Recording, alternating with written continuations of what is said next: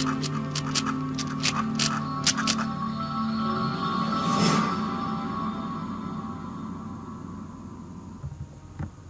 वालेकुम बच्चों क्लास 6 है, subject maths, chapter number 1 sets. Exercise बच्चों यहाँ पे आज हम देखेंगे 1.3 और उसका क्वेश्चन नंबर 5। तो बच्चों क्वेश्चन नंबर 5 स्टार्ट करने से पहले मैं यहाँ पे आप लोगों को आज डेफिनेशन एक पढ़ाऊँगा वाजब तहती सेट की। ठीक है, वाजब तहती सेट बच्चों क्या होता है इसकी मैं डेफिनेशन पढ़ के सुना रहा हूँ। अगर सेट ए का हर रुकन सेट बी का भी रुकन हो और सेट ए छोटा सेट हो और सेट बी बड़ा सेट हो तो सेट ए सेट बी का वाजब तहती सेट कहलाता है। यानी कि बच्चों हम इसकी मिसाल देखते हैं, फिर हमें ज़्यादा जो है क्लियर हो जाएगी, फिर मैं आप लोगों को डेफिनेशन भी दोबारा समझा दूंगा। अगर हमारे पास दो सेट्स हों, एक सेट हो ए, इसमें है ए ओ यू, और एक सेट हो बी, उसमें तमाम वोवल्स शामिल हैं, यानी कि 5 वोवल्स हैं ए ई आई ओ यू, ठीक है, वो शामिल हैं। तो बच्चों सेट ए को देखें ज़रा, सेट ए के जो ए ओ और यू हैं ये किस सेट में से उठाए गए हैं, ये सेट बी में से लिए गए हैं। ठीक है, तो हम कह सकते हैं कि सेट ए का हर एलिमेंट सेट बी में मौजूद है और सेट ए छोटा सेट है और सेट बी बड़ा सेट है। तो जो छोटा सेट होगा उसको हम कहेंगे ये वाजब तहती सेट है, किसका, सेट बी का।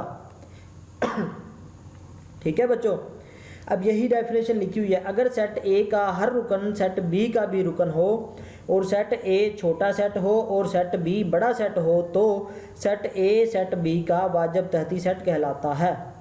ठीक है बच्चों, अब हम बच्चों इसकी एक्सरसाइज की तरफ चलते हैं। एक्सरसाइज हमारी मश्क नंबर 1.3 है बच्चों। सवाल नंबर 5 है, अगर A is equal to A B C and B is equal to B C D, C is equal to C D E and D is equal to A B C D हो तो बताइए दर्ज झैल बयानात में से कौन सा बयान दुरुस्त है। बच्चों यहाँ पे कुछ पार्ट्स दिए गए होंगे, इनमें से हमने बताना है कि ये दुरुस्त कौन सा है। तो बच्चों ये जो दरमियान में साइन दिया हुआ ना, ये जो सिंबल है, ठीक है, इसको बच्चों हम बोलते हैं वाजब तहती सेट। ठीक है, ये सिंबल किसका है, वाजब तहती सेट का ये सिंबल है। तो यहाँ पे हमें सेट्स तो हमारे पास यहाँ पे मौजूद हैं, ऊपर देखें ये सारे बताए हुए हैं सेट। यहाँ से देख के बताएं क्या सेट ए सेट बी का वाजब तहती सेट है। वाजब तहती सेट बच्चों क्या होता है कि वाजब तहती सेट जो है वो छोटा होता है और उसके तमाम एलिमेंट्स उस दूसरे सेट में मौजूद होने चाहिए। तो देखें ज़रा यहाँ पे ए को देखें आप लोग, ए है ए बी सी और बी है यहाँ पे बी सी डी। तो ए को देखें, पहला एलिमेंट ए जो है ए में, इसमें बी में मौजूद नहीं है। ठीक है, तो हमने तो तमाम एलिमेंट्स की बात की है ना, तो पहला ही मौजूद नहीं है, तो लिहाजा ये इसका वाजब तहती सेट नहीं होगा बच्चों। लेकिन इसने लिखा हुआ है कि ये तहती सेट है, तो अगर ये इसने लिखा हुआ है तो हम इसको कह देंगे कि ये गलत है। ठीक है, इसका हल क्या होगा बच्चों, ये गलत है। ठीक है, आगे पार्ट नंबर 2 देखते हैं बच्चों कि बी जो है, यहाँ पे सेट बी जो है वो वाजब तहती सेट है डी का। तो देखिए बच्चों क्या बी डी में से लिया गया। बी में देखें, बी में कौन कौन से एलिमेंट शामिल हैं बच्चों, बी सी और डी। ठीक है, और डी में बच्चों कौन से शामिल हैं, डी में शामिल हैं ए बी सी डी। तो यहाँ पे देखें बच्चों बी सी डी, ये वाला सारा का सारा इस सेट में से उठाया गया है। ठीक है, बी जो है सारा का सारा डी में से उठाया गया है। तो बच्चों हम कह सकते हैं कि बी जो है सेट डी का क्या है, वाजब तहती सेट है। ठीक है, तो ये बच्चों दुरुस्त है। ठीक है, ये ठीक होगा।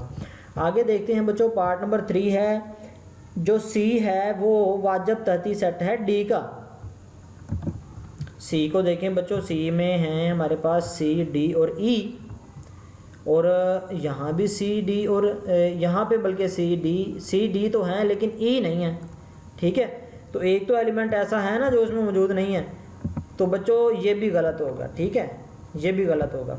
आगे बच्चों इसके जो नेक्स्ट 3 पार्ट्स हैं वो आप लोगों ने खुद देखने हैं कि ये गलत हैं या दुरुस्त हैं। ठीक है, अब मैं आप लोगों को एक्सरसाइज जो है, हमने डेफिनेशन कहाँ से पढ़ी है और एक्सरसाइज कहाँ से की है, मैं आप लोगों को बताता चलूँ। बच्चों ये हमने डेफिनेशन जो है ना, ये वाजब तहती सेट की डेफिनेशन हमने यहाँ से की है। ठीक है,